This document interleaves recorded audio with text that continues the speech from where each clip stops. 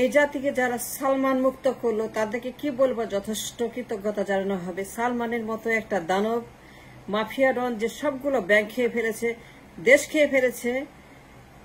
সালমান রহমান দরবেশ খ্যাত কুখ্যাত এই লোক যে কিনা 25 বছর জোকের মতো আমাদের রক্ত চষে খাচ্ছে, দেশটাকে রক্ত শূন্য করেছে, ব্যাংক শূন্য করেছে, টাকা শূন্য করেছে, রিজার্ভ শূন্য করেছে, উৎপাদন শূন্য করেছে, বাণিজ্য শূন্য করেছে, ডলার শূন্য করেছে, সব খেয়ে ফেলেছে পাচার করতে করতে করতে। যে ছাত্র নেতারা ছাত্ররা আমাদেরকে বিপ্লবী ছাত্র নেতারা আমাদেরকে সালমান রহমানের মতো দানব হাত থেকে মুক্ত করলো, তাদের মতো বীর, তাদের মতো বিপ্লবী কি বললে পরে, কত কি কি ভাষায় বললে পরে, কোন কোন বিশেষণ বললে পরে, কিভাবে বললে পরে, আর কি বললে পরে যথেষ্ট সম্মান করা, ইজ্জত করা, কৃতজ্ঞতা জানানো। আমরা আজকে 25টা বছর পুড়ছি তার অত্যাচারে। এই ব্যাংকখোর, নেশাখোর, মাতাল, উন্মাদ, বদ্ধপাগল সাইকো এই সালমান রহমান তার মতো দানব, যাকে আমেরিকা উৎখাত করতে পারেনি, যাকে ইউরোপ উৎখাত করতে পারেনি, যাকে উৎখাত করার জন্য আমেরিকা চেষ্টা করেছে কত বছর ধরে, যাকে উৎখাত করার জন্য ইউরোপ চেষ্টা করছে কত বছর ধরে, সারা মিডিয়াতে যার পাচারের প্রমাণ, যে বাংলাদেশের নাম্বার 1 ঋণ খেলাপি on the record, WikiLeaks, new York Times, diplomat, guardian, দুনিয়া টাইমস পত্রিকা যাকে বলেছে নাম্বার 1 ঋণ খেলাপি, সব জানার পরেও, সব দেখার পরেও সহ্য করতে হয়েছে আমাদেরকে পাথরের কাটার মতো, কিচ্ছু করতে পারেনি, ব্যর্থ হয়েছি। For years and years and years আমরা তার যন্ত্রণা রোগের সঙ্গে অনুতপ্ত হয়ে আমরা দিশাহারা হয়ে গেছি। আমাদের কিছুই নেই, ফুড নাই, ফুয়েল নেই, টাকা নেই, পয়সা নেই, গরিব হতে হতে আমরা গরিব হওয়ার জায়গা পর্যন্ত শেষ করে দিয়েছি। সবগুলা ব্যাংক খেয়ে ফেলেছে। ঋণ খেলাপি করতে করতে করতে করতে এই লোক যেভাবে ডিফল্ট করেছে ব্যাংকগুলাকে, রিজার্ভ ব্যাংক খেয়ে ফেলেছে। টাকা প্রিন্ট করতে করতে করতে করতে জনতা ব্যাংক, আইএফআইসি ব্যাংক, সোনালী ব্যাংক, রূপালী ব্যাংক, ন্যাশনাল ব্যাংক, যত ব্যাংক আছে সবগুলা ব্যাংক খেয়ে ফেলেছে। জোর করে টাকা দেওয়া, জোর করে বন্ড ইস্যু, জোর করে আপনার পাবলিক মার্কেটে তার স্টকগুলাকে, ভুয়া স্টকগুলাকে জোর করে বিক্রি করে লক্ষ লক্ষ বিনিয়োগকারীকে তার সমস্ত সম্পদ, সমস্ত তাদের জীবন জীবিকা ফতুর করে দেওয়া, ভিক্ষুক করে দেওয়া, তাদেরকে আত্মহত্যায় বাধ্য করা, লক্ষ লক্ষ মানুষকে ফকির বানানো। এই সালমান রহমান তো যাকে কেউই পায় নাই, আমেরিকাও পায় নাই, ছাত্ররা পারছে, ইউরোপ পায় নাই, ছাত্ররা পারছে, বিপ্লবীরা পারছে, নাহিদরা পারছে, সার্জিস্টরা পারছে, তারা পারছে। যারা আমাকে সালমান মুক্ত করেছে তাদের জন্য আমার উদার আহ্বান যে তারা আগামীতে প্রধানমন্ত্রী হবে, গণভবনে যাবে, দল গঠন করবে, পার্লামেন্ট ডমিনেট করবে, ডিবেট করবে, জনগণের উপকার করবে, দেশকে এগিয়ে নেবে, দেশকে মাত্রা দেখাবে, দেশকে অর্থনীতি সমৃদ্ধ করবে। তারাই আমাদের আগামী দিনের হাল ধরবে এই দেশের অর্থনীতি এবং রাজনীতির। যারা আমাদেরকে সালমান রহমানের মতো দুর্বৃত্ত মুক্ত করার মতো যোগ্য, আমরা পারি নাই। আমরা 25 বছর চেষ্টা করছি। সে 96 থেকে শুরু করছে সে ব্যাংক খাওয়া। এই ব্যাংক লুটেরা দরবেশ নামের কুখ্যাত সালমান রহমান, যার হাতে দেশের পুরো অর্থনীতি, যাকে শেখ হাসিনা তার বিনিয়োগ উপদেষ্টা বানিয়েছে, জেনেও যে সে একটা দুষ্কৃতিকারী, ব্যাংকখোর, ঋণ খেলাপি।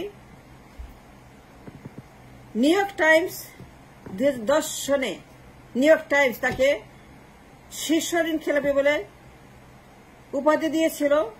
তারপরে আমাদের চেতনা হয় নাই, তারপরে আমাদের কোন রকম চেষ্টা আমরা কেউই করি নাই to uproot him, to offload him, to take him off the system, to take him off the country. কারাগারে প্রেরণ, তাকে লটকানো, তাকে রিমান্ডে না, তাকে এমন দাও, এখন যেটা দিচ্ছে এমন দাও, তাকে দিতে দিতে দিতে রক্ত বের করে তার আমার সব তার পেট খারাপ বের করা, কিন্তু আমরা পারি নাই। আর 25 বছর সহ্য করেছি তার অত্যাচার। কিন্তু বিপ্লবী ছাত্ররা আমাদেরকে সালমান মুক্ত করেছে মাত্র 1 মাসে, জুলাই বিপ্লবের মাধ্যমে। যারা এতটাই এবল, যোগ্য, যারা এতটাই বিপ্লবী, চে গুয়েভারার মতো, আমি তাদেরকে বলি মডার্নের চে গুয়েভারা, আমাদের চে গুয়েভারা, আমাদের কিউবার বিপ্লবী চে গুয়েভারার যারা কিনা জুলাই বিপ্লবের মাধ্যমে সালমান মুক্ত করলো। মনে রাখবেন সালমানের হাত থেকে মুক্ত হওয়া ইজ ইম্পসিবল। সালমানের হাত থেকে মুক্ত করার জন্য যে শক্তি আমাদের দরকার, আমেরিকা পর্যন্ত ব্যর্থ হয়েছে, তার চেষ্টা করে সালমানকে অফলোড করতে পারে নাই। সালমান শেখ হাসিনা বিনিয়োগ উপদেষ্টা, যে প্রকল্পের নামে, উন্নতির নামে, ঋণের নামে দুনিয়ার ঋণ এনে সেগুলোকে পাচার করেছে, সেটাকে স্বীকার করছে। এখন সে বলছে রিমান্ডে সত্য কথা যে 40%, 50% খেয়েছে রেহানা, জয়, ববি, শেখ হাসিনা, এরা খেয়েছে। শেখ রেহানা খেয়েছে, শেখ হাসিনা খেয়েছে, শেখ জয় খেয়েছে, শেখ ববি খেয়েছে, শেখ পুতুল খেয়েছে, শেখ টিউলিপ খেয়েছে। এই যে আমাদের ইকোনমিক্যাল বার্ডেন সে চাপিয়ে দিয়েছে আমার উপরে এই সালমান রহমান। তার মতো একটা ডাকাত, তার মতো একটা ব্যাংক রাঘব বোয়াল দৈত্য, আলাদিনের দৈত্য, প্রথম আলো, মানব জমিন,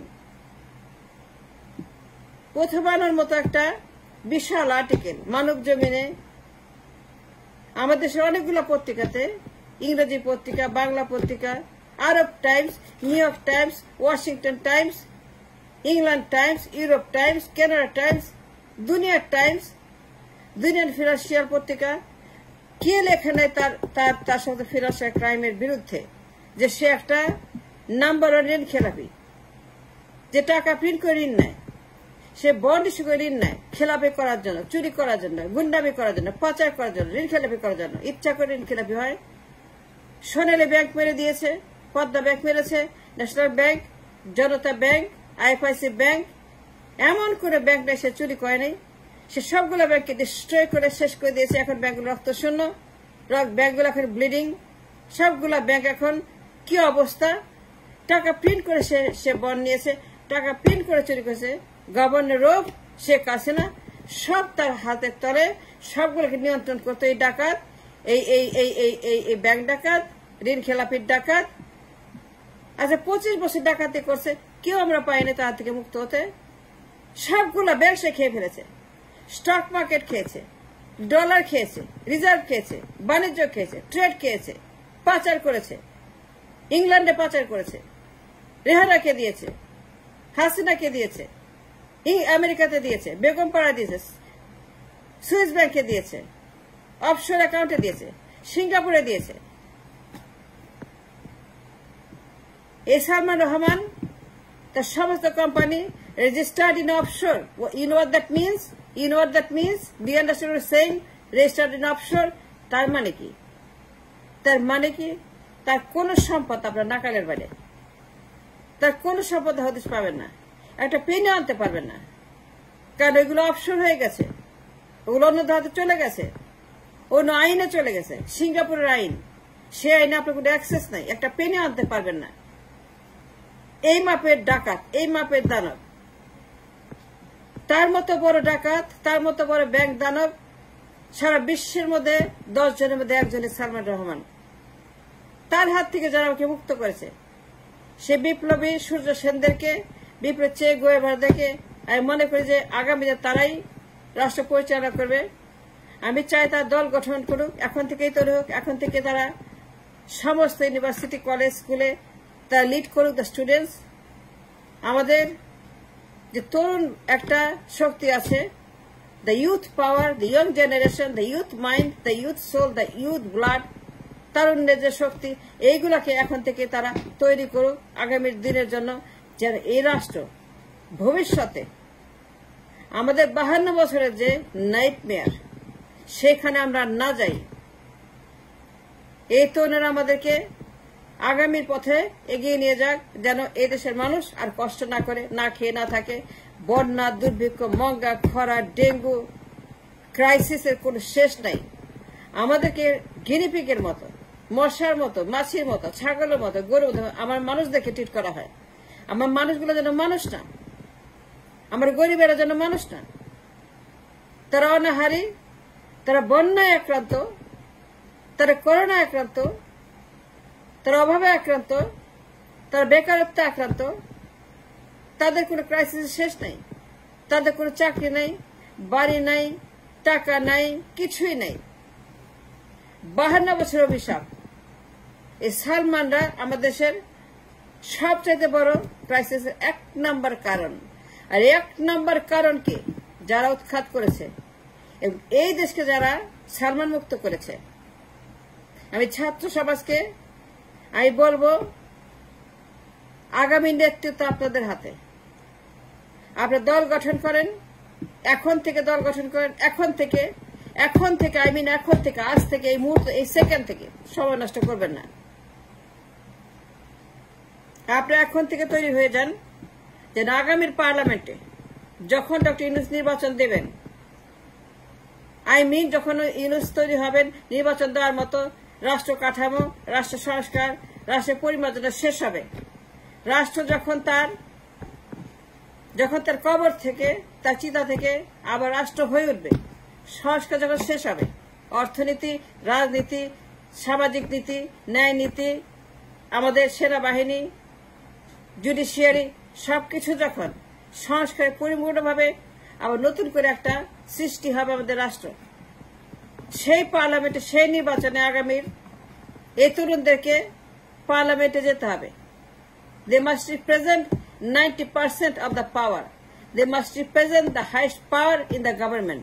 আমি মনে করি, বিশ্বাস করি তাদের সেই যোগ্যতা, সেই শক্তি আছে। কারণ তারা 1 মাসের মধ্যে যে 20 বছর আমরা পাই নাই, 25 বছর পাই নাই সালমানকে সরাইতে, সালমান মুক্ত দেশ 25 বছরে পারে নাই, তারা 1 মাসে পারছে। তারা চাইলে কি না পারবে, তারা চাইলে পরে আগামী পার্লামেন্ট 90% ডমিনেট করতে পারবে। And that's what we want to see. And salute to all of you. And thank you very much. Thank you from the bottom of my heart.